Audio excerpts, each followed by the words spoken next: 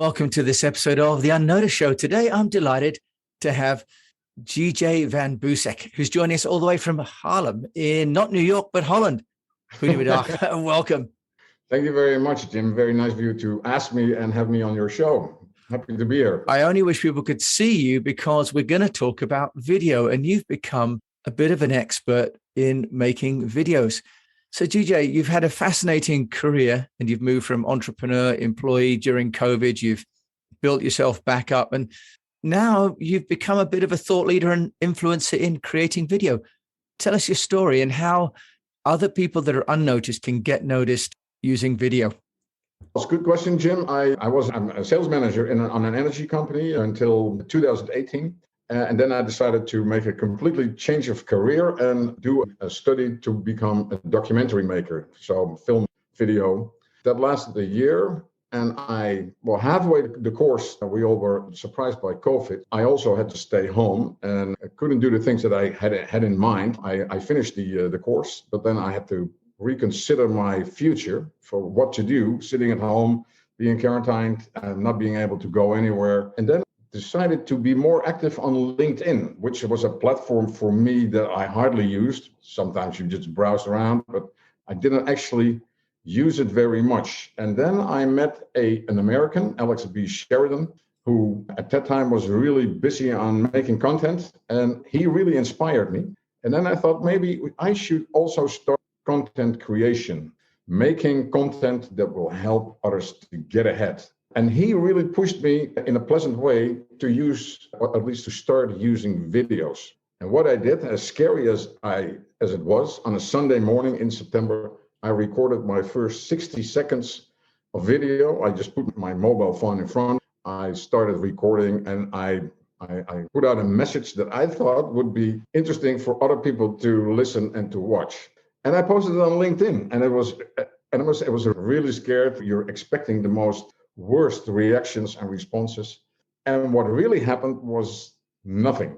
There really didn't happen anything. Some people were surprised, but nobody gave me the criticism that I thought was going to come upon me. People were really surprised. And I decided, well, if I can do one, let's do another one. So I started building up a routine of putting out little videos of, let's say, 60, 90 seconds on a regular basis. And I grew my connections, my network, who was like 700 at the time, September 2020, up to like almost 1,800 now. People that not only were invited by me, but also people who sent invitations to me, people that are following me because of the content I make. And yeah, I think at this moment, I can say that I'm some sort of an expert on using video on LinkedIn in order to get in the picture. That's actually what it says in my profile. Get in the picture and make yourself known out there. And what better way to use video? Yeah, there's a few things in there that I'd love to ask you to share a bit more. First of all, who are you making the video for? Because there's all the theory now about knowing the audience and the avatar. Just talk us through that first video. Did you have someone in mind or a particular profile, or did you just something you wanted to share?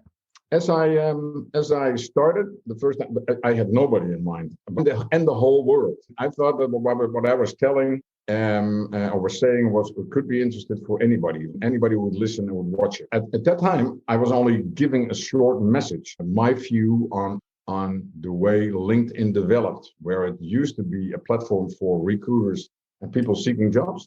It now became a platform for content creators, sharing knowledge, helping others to get better, giving away the things in order for somebody else to use it and improve themselves, which is, at this moment, I still think is how LinkedIn is developing. But then again, later on, besides all these messages, I realized that I had to focus more on the use of video. So I started making videos in order to show people that it wasn't that difficult to make a video, that you have a camera in your pocket, you have your phone, that's all you need. You don't need expensive equipment, you don't need a green screen, you don't need lamps or lights.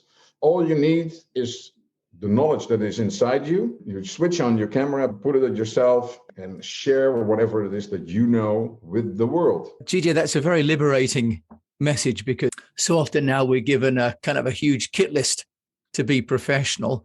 Tell us, you were sharing about how you're making a pendulum out of your camera and using daylight. Can you just share with that? I think that's a fantastic idea. There's always excuses why you're not going to do the things that you say you'd like to do, but I miss this, I don't have that. What do I know about video? Actually, you don't need to know all that much. What you do is you have your camera that's in your modern smartphone. You stick it with a bit of duct tape to your window, and you have beautiful daylight falling over you, and just press record. That's all you need. And if you don't want to stick the tape to your phone, you can actually maybe tie it with a little piece of rope to the window, stick it to the window. But daylight is the most beautiful light that you can use, the most even light that you can use, just to make a short movie. We're not talking about a feature film here. Right? It's not like a 3-hour movie that you're making. But if you have an interesting message, and I think the ideal time is like between 1 and 2 minutes, and it's got to have something that invite others to keep listening to it. That's long enough. Then that's all you need. Daylight, a camera in your pocket. That's it. Okay, that's essentially a very positive message for everybody, especially in countries where access to many of these things is not possible.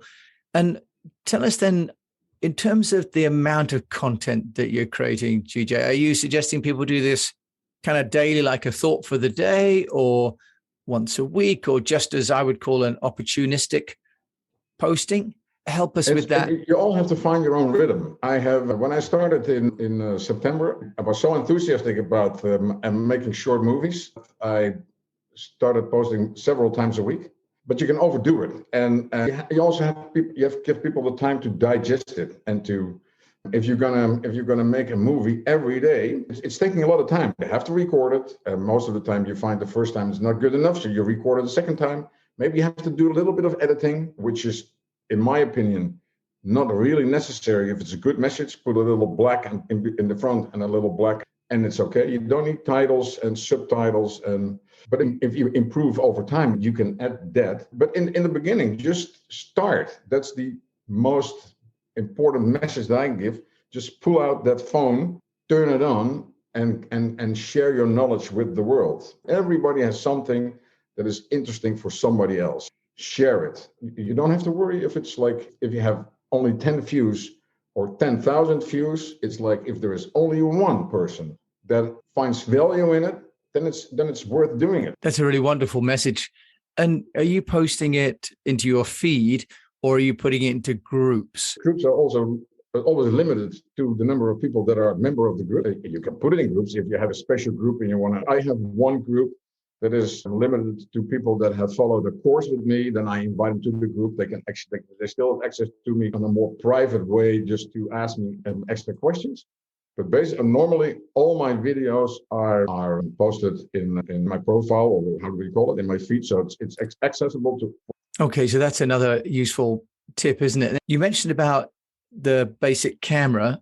What about your editing? Are you doing that on your phone, or are you transferring the content onto your desktop to top and tail it? Yes, I tell everybody that is just starting out. There are apps, free apps that you can use in order to edit on your phone.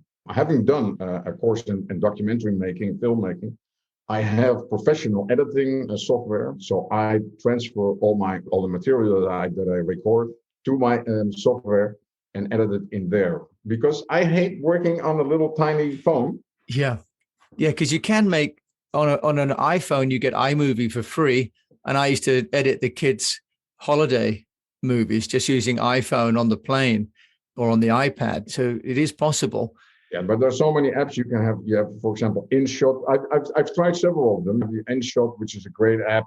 You can add stickers. You can edit it, and then you can just upload it to anywhere you want to. YouTube, LinkedIn, Instagram, whatever you like.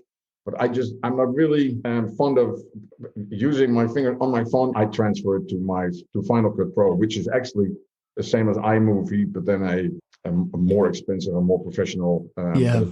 Yeah, the Adobe Cloud editing software is now available on subscription. at $8 a month, which is really quite liberating as well. Oh, and what about backgrounds? Because there's kind of two schools of thought about whether one should have a green screen and a branded sort of backdrop or just make it authentic and just be where you are. What's your view on that? Depends on the sort of movie that you make. I've made, I'm not sure if that's the right word, but a video column every week since the beginning of January, just the beginning of this year, a weekly one. And I was based in a theater, which is, of course, just a background that I edited into my movie. But I filmed it in front of a green screen. But you can sit in a park, and be careful with sound, by the way. If you sit in a park, there's a lot of birds, wind, and everything. But you can actually sit in a park. It's about the message that you have, the story you tell. That is what is interesting. If you need backgrounds to make your story more interesting, then maybe you still have to reconsider your story first. That's a really good point, isn't it? That the content should carry itself. And then in terms of response and knowing what to post next, what are you doing about sort of measurement and looking at what's working and what's not? Or are you just carrying on with what you feel is the best thought you've got in this particular week? I make series, so I like the video column, which was like every Friday I had a look back on the week, on the news and everything, and I do stand-up comedy as well. So I made some jokes about that in a 2.5 minute column. Now I am doing the Videopcast, which is a combination of video and podcast, where I place myself on the Playa del Video, where I have a background as if I'm somewhere on a holiday resort. Which is, yeah. And in that one, I tell people about how you can make videos, and I highlight a subject. So all the subjects are the ones that I think fit in the range or that series that I'm making. And if I find that people are interested in new subjects, then I'll make a new series and I'll in a specific format. That's a good idea. This, and perhaps comes from your cinematography course of making a series of 6 or 8 episodes around a theme that makes it into something that the audience can get to. And what about language? And obviously you're in Holland, we're speaking English. Are you working in obviously Dutch and English or just one? Tell us about that. I've done only one of my video columns in English, as I wanted to honor my foreign connections. And I hope that if they were responding to my column, that the whole world would see. Too bad they didn't. But no, my market is Dutch. It's a Dutch audience, so I do it in Dutch. And I can tell you something about responses, if that's because engagement is all what I'm looking for. I use the Shield app. Do you know? Oh, it's a great app. It's an independent app that's but the only one that actually measures your results on LinkedIn. If you're over 5% engagement on LinkedIn, that's very good. My average engagement on LinkedIn is 6.6%, which is the ratio between comments and likes and shares versus views times 100.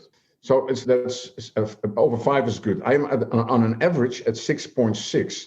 But this is the average of all my content, which is also sliders and written content with pictures and everything. I'd like to show you why video is doing so much better. If I look at my videos, the average engagement rate on my video is 11.3%. And my latest series, the average engagement rate is almost 14%. So you have less views than the written content, but the engagement rate are much higher. And from what you're saying, actually, the production time for your video is actually shorter probably than for your written content, but it's giving you better engagement. No, you have to put in a lot of time. You have to put in a bit of time. I tell people that once you find the rhythm and you know what it is that you're going to talk about, then maybe you can film, let's say, for a couple of subjects or topics that you want to touch upon, and make several short clips from that. So you can actually do the filming in one bit. For my column, I had to actually record everything every week, and I was pretty strict for myself. There was no way I could pronounce something with a mistake. Once one word wrongly pronounced, I had to re-record everything, because that's what I thought belonged in a column. You don't make a big mistake. No editing in the column. In my new series, I just edit all the us and ahs, and I have hard cuts, and it's fun. It's like jump cuts, whatever. But writing is, it takes you less time than filming, but the feedback and the engagement are so much higher, that I'd recommend that if you want to actually get in the picture, filming is the way to do it.